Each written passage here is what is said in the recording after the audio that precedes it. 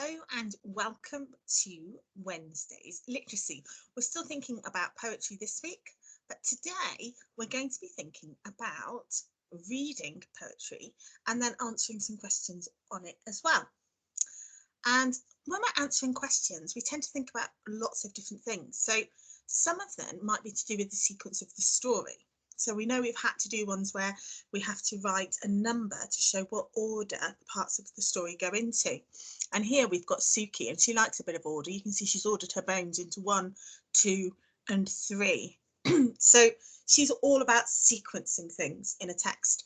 And then we've got Look at Vocabulary Victor. I mean, he obviously knows a lot about words, and he's going to help you look at how poets and authors have used certain words and chosen certain words to make their poems really, really good, or to make you understand something within the poem. We've got Rex Retriever here. Look, you can see he's going to get a stick and he's going to bring it back. And what he does is he helps you go into the text and find the answer and come back out. Now, sometimes the answer might not be in the text, but if it is, Rex Retriever will help you scan the text, go in, find the answer and bring it back out again. Now, I said that sometimes not all of the answers are in your text, and this is where inference Iggy comes in. There he is, look. You see he's looking a bit like an investigator. He's got his magnifying glass and he's looking for clues. And that's exactly what you have to do to answer inference questions. And those might be about why do you think, or how is the character feeling, or why has something happened? And for that one, you have to look for clues. So for example, I could have a picture of the inside of an aeroplane and I could say to somebody, where is it? How do you know? And you might have to look for all of those clues. Oh, I can see somebody that looks dressed like a pilot at the front of the picture, or I can see the overhead lockers where you put your travel luggage. I can see people have got sunglasses and t-shirts on, so perhaps they've been somewhere hot. So there's lots of things you can get just from a picture, but we're going to be getting clues from the text as well. So we're looking for those moments where the author is a little bit sneaky and doesn't tell you things straight away, but just gives you a little bit of a hint, and you can try and find out where he's hidden some clues. And then we have predicting Pip. There you go. Look, she's got her magic ball. She's waiting to see into the future about what might happen next in the story. And of course, we can let our imaginations go wild with this, but it kind of has to be in keeping with the story. So if it's a story set in the olden days, they might not zoom to outer space. They might do, depends on the story. But again, we're going to look for clues that might help us to think about what might happen in the future in the rest of the book. So what we're going to do is we're going to have a look at some tips on how to read poetry first of all. So this will be exciting. I'll just load it up for you.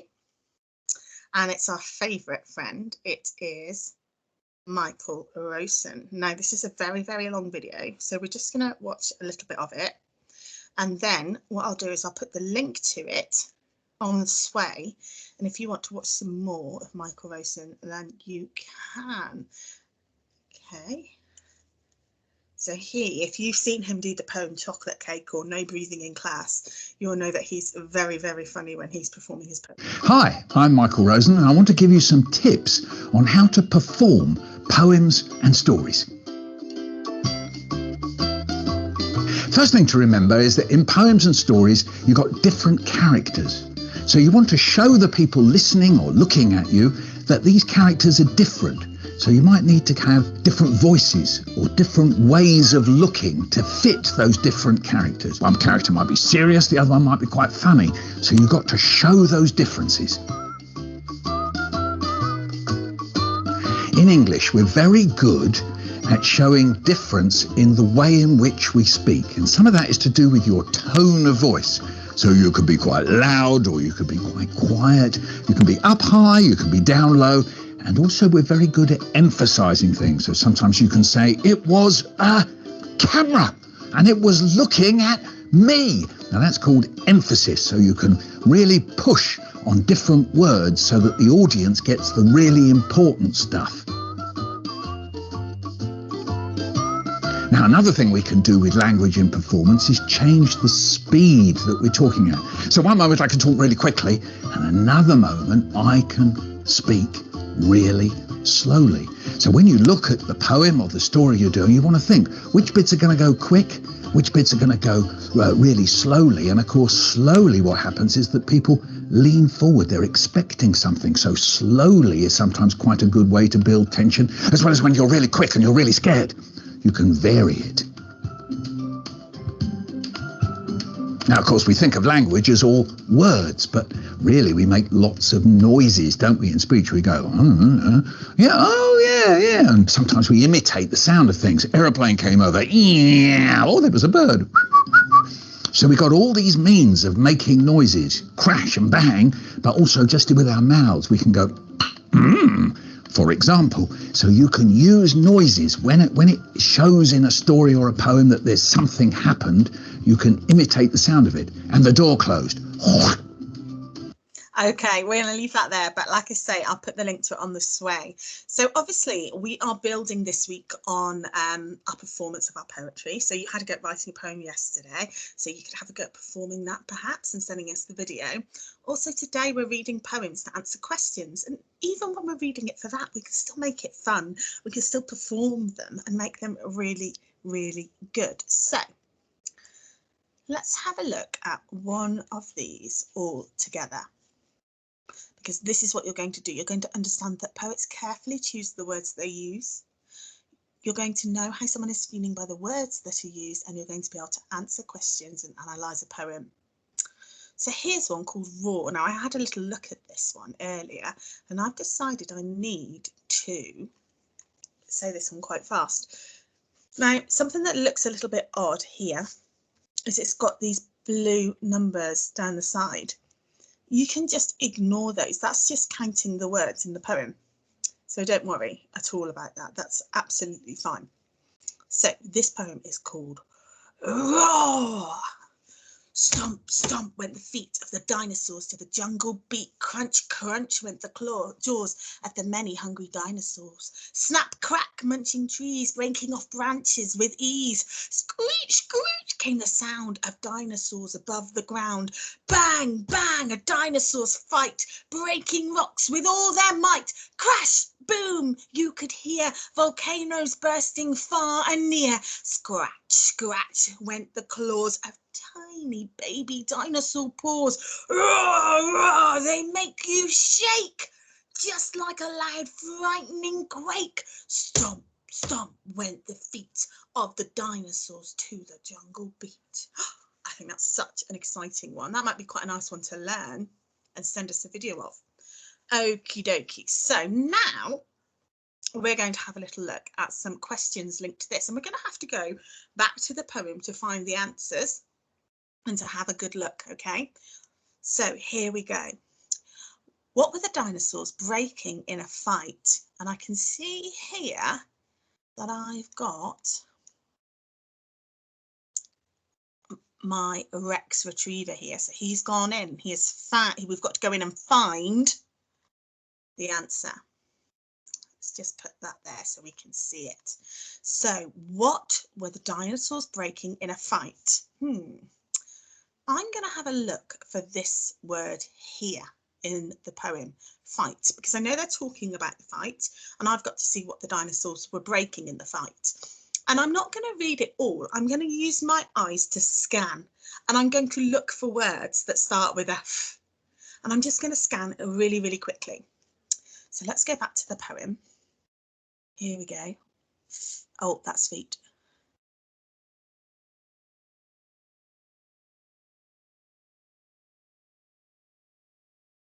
Oh, fight.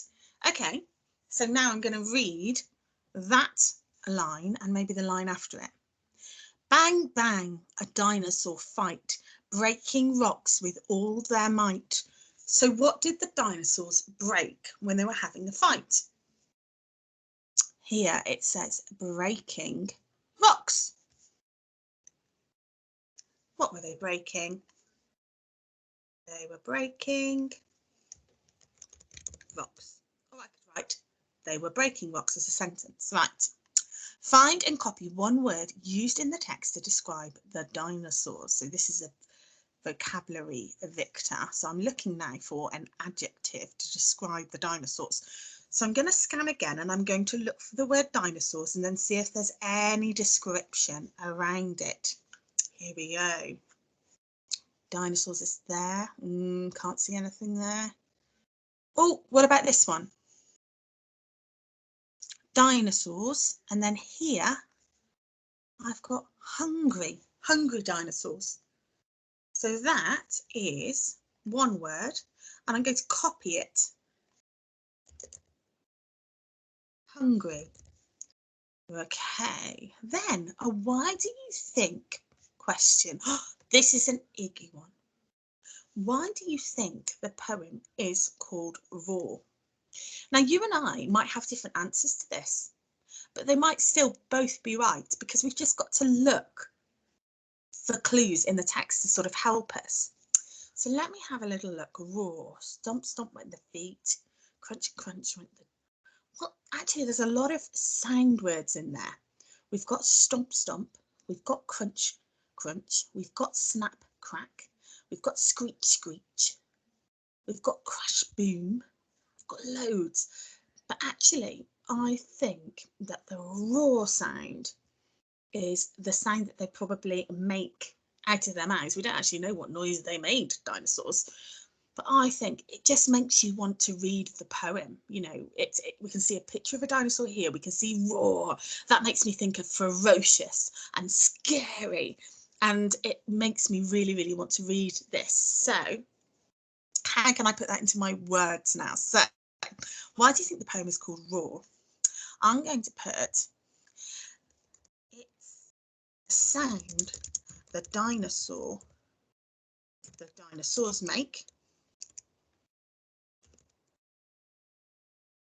There are lots.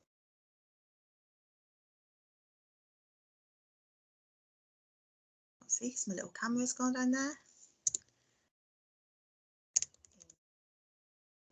Okay, you might have something different for that, but as long as it links to a roar and you've come up with a good reason why, that would be fine. Right, 4. Oh, we've got predicting Pip. Can you think of any other sounds that dinosaurs might have made? Oh, there's quite a lot here, isn't there? Because we've got stomp and scratch and roar and crash and boom. I wonder, maybe dinosaurs whistled. Can you imagine? Whistling. I think they could have made a whistle sound. And maybe they were saying that to get the attention of their friends. Or maybe that's how they talked. Maybe they talked through whistling. Who knows? So there we go. I've had a go answering a Suki question, a sequencing one. Oh no, we haven't done a sequencing one. Oh, for a sequencing one, what we could do is we could have a look at what came first. So maybe we could have the volcanoes bursting, have the breaking of the branches, we could have they make you shake, and then we had to think about, right, which one of those comes first? Well, first of all, I want to find them in the poem, and then I'll know which one comes first, which one comes second, which one comes this. So I'm looking for volcanoes bursting. There we go, I can see it there, volcanoes bursting. Right, now I'm looking for breaking of branches. Oh, there it is. And next I'm looking for make you shake. There we go, make you shake. So number 1 was breaking off branches. Number 2 was volcanoes bursting, which means that number 3 was make you shake. So I've put those in the right order. So today you have some other poems to look at. You're going to recognise this one because we've looked at this one already. This is What is Pink by Christina Rossetti, and we even wrote some poems in this format yesterday, so you're going to be amazing at this poem. So have a little look at this. Again, ignore these numbers down the side. You don't need to worry about those. And you've got some questions here. It says, what is the white swan doing in the poem? And then it says, number these lines in the order that they are written in the poem. So that's a little bit like we've just done with the dinosaur poem. Find and copy a word that rhymes with yellow. And then it says, what could the next two lines in the poem be? Start with what is brown. Ugh, well, we're going to be amazing at that because we wrote a whole poem yesterday based on this. So you're going to have a what is brown, a something is brown, a something, something, something, something. Brilliant. Or you might want to look at this one, yo ho ho, and it's about Fred. And again, you've got some questions here to answer. And you've also got the star, which is Twinkle, Twinkle, Little Star, but it's obviously got some verses that we're not that familiar with. You might have had a go at reading this one on Monday, and you've got some questions linked to this as well. So what I would like is Strawberries. I would like you to work on What is Pink by Christina Rossetti, because I think we're really, really familiar with that one. And Peaches, I'd like you to start with that one. Okay. And then Peaches, if you would like to choose another one to have a go at, that would be amazing.